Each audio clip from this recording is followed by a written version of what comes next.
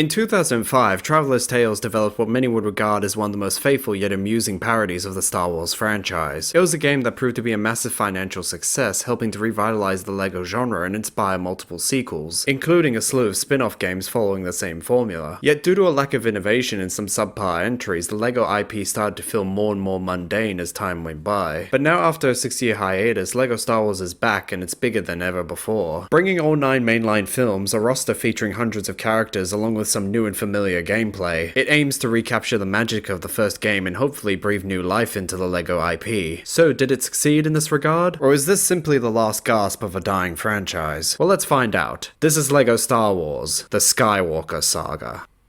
A long time ago in a galaxy far, far away, 2 orders of magical wizards decide to forego peace and instead make everyone's lives a living hell. For better or worse, this was the basis for the Star Wars universe. From the hopeful original trilogy to the tragic prequels and even the questionable sequels. All 9 main entries in this epic sci-fi franchise have been recreated with LEGO visuals and LEGO humor, giving us a rather charming look at our favorite heroes and villains as they act out these predefined narratives. Only now with an actual voice cast and the entire Skywalker Saga at your fingertips, you can easily follow the events of one film to another without any breaks in between. Speaking of which, the events in the movies actually play out in both traditional levels and throughout the various open worlds you get to explore, providing you with the chance to experience more of the movie's narrative, while also showcasing the various planets throughout the galaxy. The story of each film is handled quite nicely, with the cutscenes in particular receiving quite a noticeable upgrade from past games. It's certainly become a lot easier to see how the characters behave and react to the world around them. One of the most fascinating aspects of the LEGO games was how expressive they were.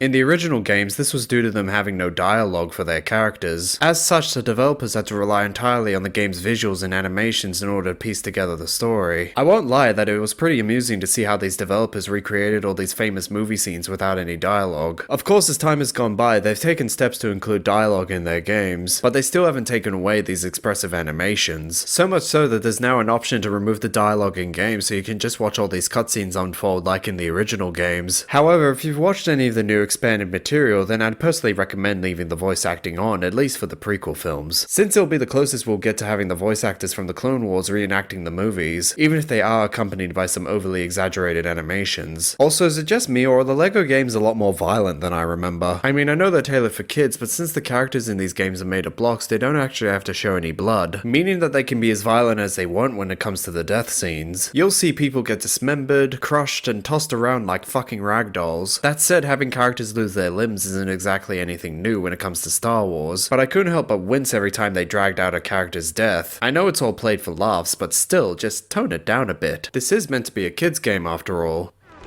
You guys are the best! I never thought I'd make it to retirement, but here I am! Still, all things considered, this is an amusing rendition of the Star Wars films, featuring plenty of the same humor and wacky antics that we've come to expect from LEGO games, while also effectively laying the groundwork for its collectible-driven gameplay.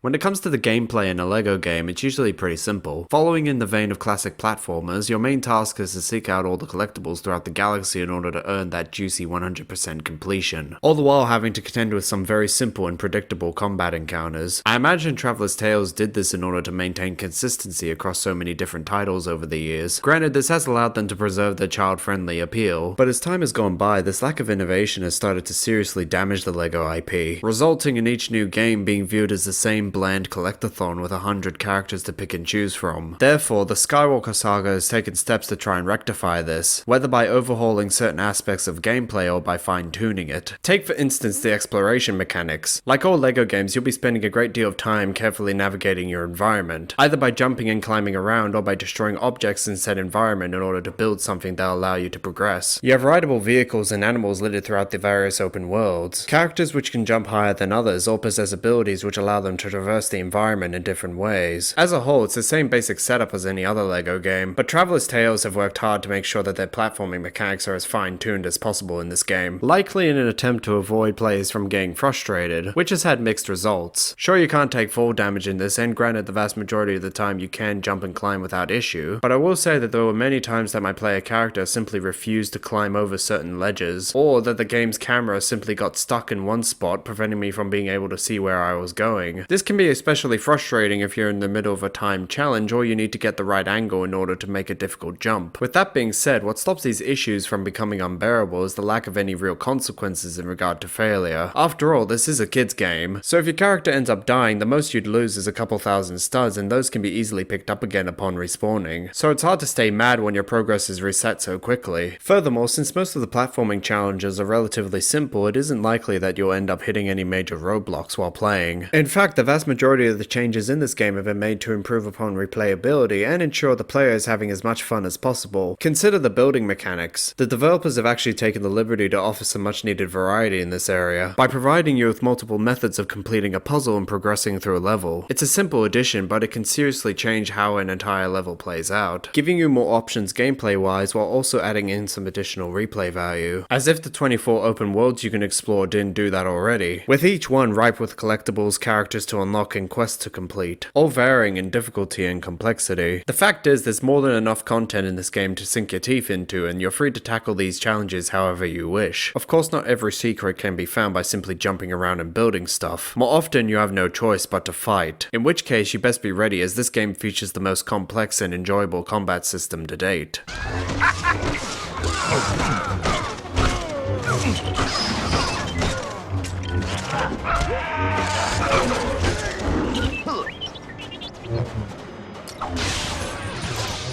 What was arguably the most forgettable aspect of any LEGO game is now without a doubt the most enjoyable. Taking inspiration from traditional hack and slash games, Traveler's Tales have added some much needed depth to an otherwise bland combat system, which when you pair with the cover-based shooting from LEGO Star Wars The Force Awakens gives us the most complex combat system the LEGO IP has ever produced. One which allows any player character to fight effectively while also ensuring both the new and returning combat mechanics are easy for players to master. Take for instance long-range combat. With an over-the-shoulder camera and the means to dive for cover at any given time, you can effectively move across the battlefield with ease, taking pot shots at your enemies from a distance and mowing them down before they can even get into range. A feat that is easily accomplished if you happen to have a bounty hunter in your party. Their repeater weapons can easily turn any combat encounter into a cakewalk. Not even the range challenges are overly difficult once you have a bounty hunter in your party. Plus, since pretty much every gun has infinite ammo, it helps one grow accustomed to the simplicity of ranged combat very quickly. It's safe to say that of the two methods available to engage your enemies with, ranged combat is easily the safer option. By comparison, melee combat is far more complex. Like any good hack and slash game, you'll be able to deliver light, heavy, and even jumping attacks onto your enemies. Chaining them together will result in a higher damage output and a larger stud multiplier, rewarding you with more money after all your enemies are dead. It's a far cry from simply punching people until they die, but with this added complexity, it's opened the way for the developers to be more creative, especially in regards to how they design the game's bosses.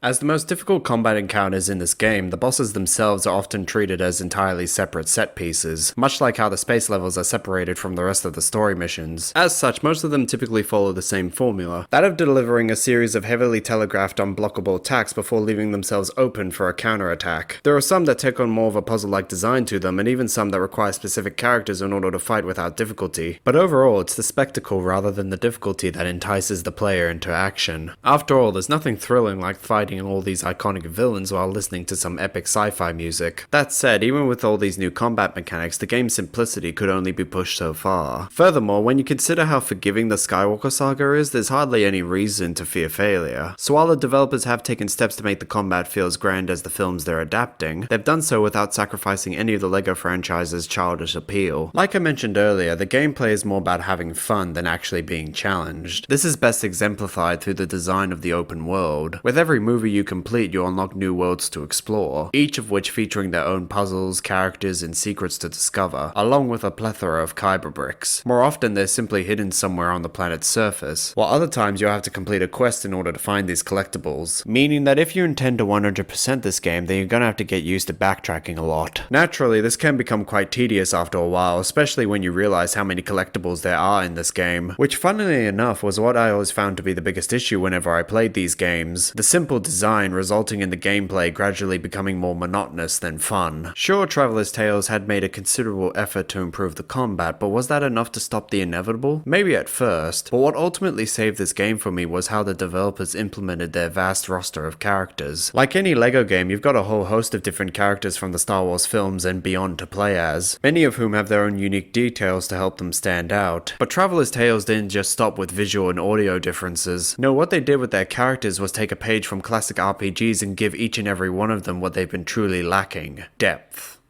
Dooku, I've been putting your training to good use. Look at the many lightsabers I've acquired. Quite, but I'd much rather see them in use.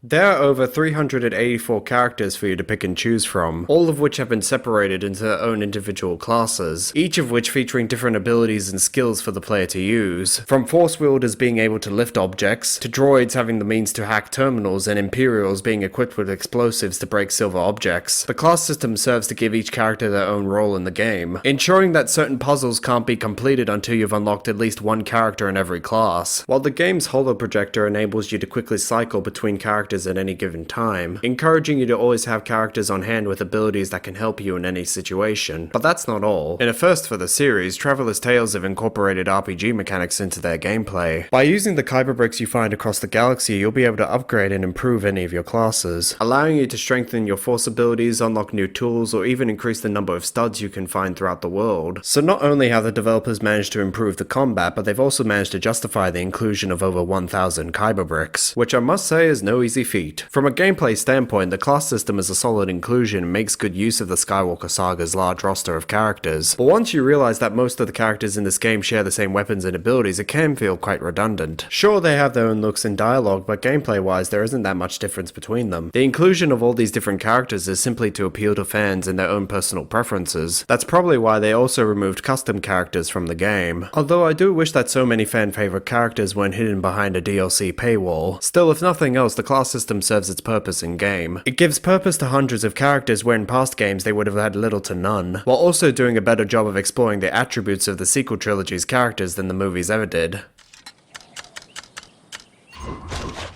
I can handle myself.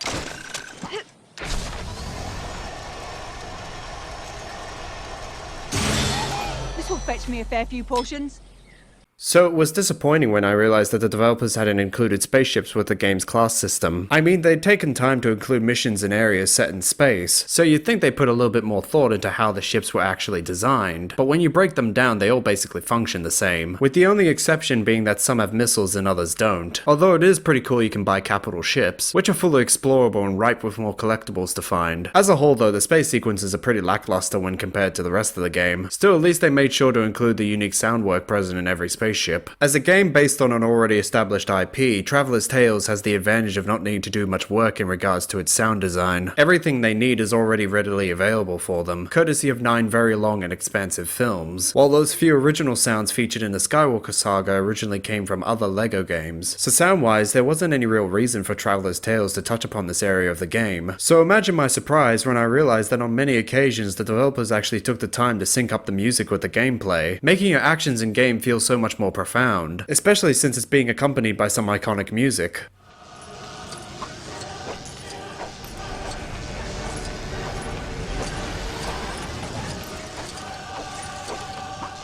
It really helps you get more invested in the simplistic gameplay, especially since they've taken the time to include all the sounds and effects we've come to know from this universe, even specific sounds which belong only to certain weapons, characters, and spaceships. It's little details like these which truly stand out to me, making this feel less like a simple movie tie-in and more like a game that was made for fans by fans, a feeling which is only amplified when you take the visuals into consideration. Utilizing the NTT engine, this is easily the best looking LEGO game yet, one that not only embraces the intense and fantastical set pieces this franchise is known for, but does so while gleefully reminding you that everything in this game is made of Legos. From the way the environments blend together realistic and plastic textures together, to the noticeable aging and imperfections on the character models often accompanied by some overly exaggerated animations, the developers have effectively recreated the look of these films without having to sacrifice any of the goofiness from this visual style. That said, when you take away all the Lego based elements in this game, it still manages to be a bloody good looking platformer. Lego Star Wars The Skywalker Saga truly feels like a testament to the longevity of this franchise. I'm genuinely impressed that they were able to get to this point, where once you were limited simply to the events of each film, now you can land on any of the major worlds from the Star Wars films and explore them to your heart's content. From visiting the Lars homestead to the city streets of Coruscant and even the ruins of the Death Star. It's funny to think about it, but this is probably the closest we'll ever get to a complete recreation of the Star Wars galaxy, and it's for a LEGO game. Am I the only one that finds that really bizarre?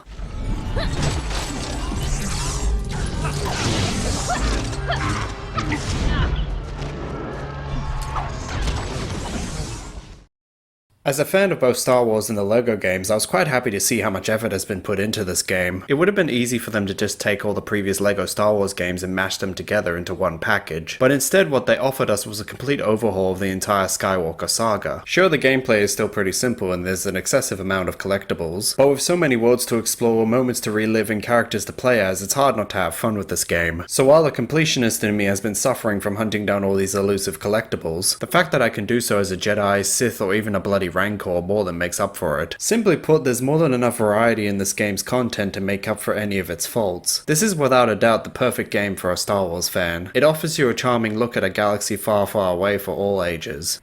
Anyway, that's all the time we have for today. I'm the Grave Tender, and thank you for joining me on the other side. Please consider subscribing, and I hope you all have a nice day.